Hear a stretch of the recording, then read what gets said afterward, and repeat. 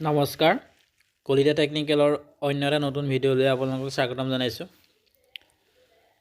আজি মই আপোনালোকক এডব ফটোশ্বপত পাছপোৰ্ট সাইজ ফটো কেনেকৈ বনাব পাৰি তাক লৈ ভিডিঅ'টো প্ৰস্তুত কৰিছোঁ। আহকচোন ভিডিঅ'টো আৰম্ভ কৰোঁ। আপুনি ফাৰ্ষ্ট এডব ফটোশ্বপটো আপুনি অপেন কৰি লওক। অপেন কৰি লোৱাৰ পাছত আপুনি ফাইলত গৈ নিউ অপশ্যনত যাওক, নহ'লে আপুনি শৰ্টকাট কি ইউজ কৰিব পাৰে Ctrl+N দবাওক। তাৰপাছত নেক্সট পপ আপ মেনু দেখা পাব। ইয়াত আপোনালোকে পেপাৰ সাইজটো আপুনি কাষ্টমাৰ ক্লিক কৰক। তাৰপাছত আপোনাৰ ৱেটটো আপুনি 350 পিক্সেল বনাই ল'ব লাগিব আৰু হাইয়েষ্টটো 450 পিক্সেল বনাই লওক। তাৰপিছত আপোনাৰ ৰিজল্যুশ্যনটো 254 দি লওক। তাৰপিছত অ'কে মাৰি দিয়ক। আমাৰ ইয়াত পাছপোৰ্ট সাইজৰ যোনটো ফ্ৰেম সেই ফ্ৰেমটো আপোনাৰ বনি গ'ল। ইয়াৰ পাছত আপুনি যোনখন ফটো আপুনি পাছপোৰ্ট সাইজত বনাব সেই ফটোখন আপুনি ফটোশ্বপলৈ লৈ আনক। ফটোখন টানি আপুনি ফটোশ্বপত এৰি দিয়ক, তাত আহিব। তাৰপাছত আপুনি ফটোখন আপুনি সিলেক্ট কৰিব লাগিব।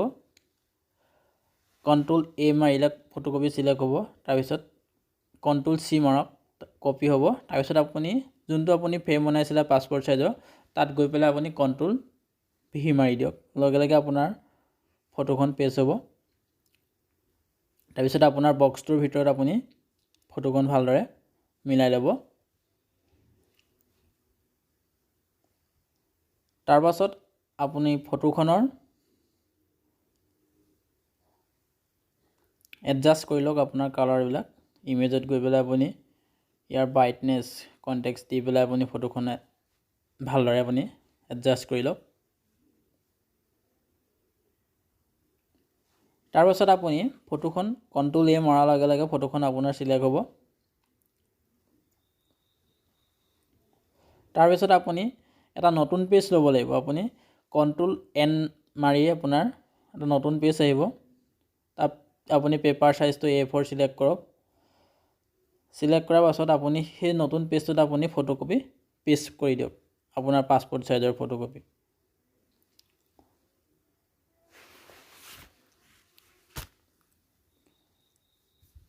তাৰপাছত আপুনি ফটোকপি সিলেক্ট হোৱাৰ পাছত আপুনি অল্টাৰ ধৰি আপুনি ফটোকপি টানি দিয়ক। টানি দিয়াৰ লগে লগে আপোনাৰ অন্য এখন ফটো আপোনাৰ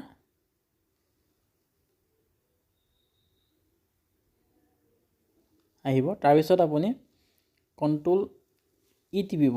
ই টিপাৰ লগে লগে ফটোখন আপোনাৰ 2 নম্বৰ ফটোখন আপোনাৰ সিলেক্ট হ'ব। তাৰপিছত অল্টাৰ ধৰি ফটোখন টানি দিয়ক।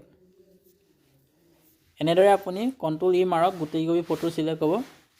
আপুনি ইয়াত ছকপি আছে, ছকপি ফটো একেলগে সিলেক্ট কৰিব পাৰিব। তাৰপিছত আপুনি অল্টাৰ ধৰি পেলাই আপোনাৰ যে কপি ফটো লাগে সেই কপি ফটো আপুনি বনাই ল'ব পাৰিব। টানি দিলেই হ'ব। অল্টাৰ ধৰি আপোনাৰ যে কপি সিলেক্ট হৈ আছে সিমান কপি ফটো আপোনাৰ তলত টানি দিলে আহিব।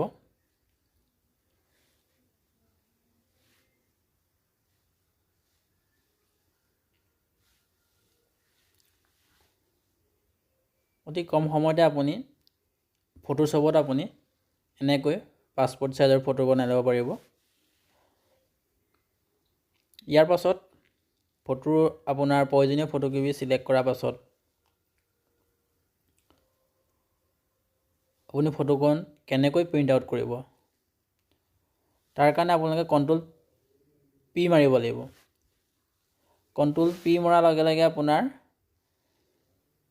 প্ৰিণ্টৰ পপ আপ মেনু আহিব। তাৰপিছত আপুনি অ'কে মাৰিব লাগিব। তাৰপিছত আপোনাৰ প্ৰিণ্টাৰটো চিলেক্ট কৰিব লাগিব আপোনাৰ চিষ্টেমত কোনটো প্ৰিণ্টাৰ চিলেক্ট হৈ আছে সেই প্ৰিণ্টাৰটো চিলেক্ট কৰাৰ পাছত প্ৰপাৰ্টিজ ক্লিক কৰিব লাগিব তাৰপিছত ফটো প্ৰিণ্টিঙত যাব লাগিব ইয়াৰ পাছত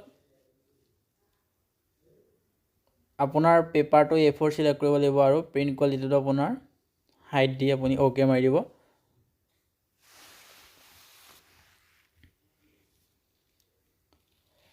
আপোনাৰ প্ৰিণ্টাৰটো চিষ্টেমৰ লগত কানেক্ট কৰি ল'ব তাৰপিছত ওকে মাৰি দিব লাগিব লগে লগে আপোনাৰ ফটোৰ প্ৰিণ্ট আউট হৈ আহিব এনেকৈ আপুনি এডব ফটোশ্বপৰ জৰিয়তে অতি কম সময়ৰ ভিতৰতে আপুনি পাছপোৰ্ট সাইজৰ ফটো উলিয়াই ল'ব পাৰিব আজিৰ ভিডিওটো ইমানেই আছিলে ভিডিওটো চাই যদি ভাল লাগিলে ভিডিওটো এটা লাইক কৰি দিব আৰু শ্বেয়াৰ কৰি দিব আৰু আপুনি যদি মোৰ চেনেলটোলৈ প্ৰথম আহিছে তেতিয়াহ'লে মোৰ চেনেলটো এবাৰ সাবস্ক্ৰাইব কৰি দিব ধন্যবাদ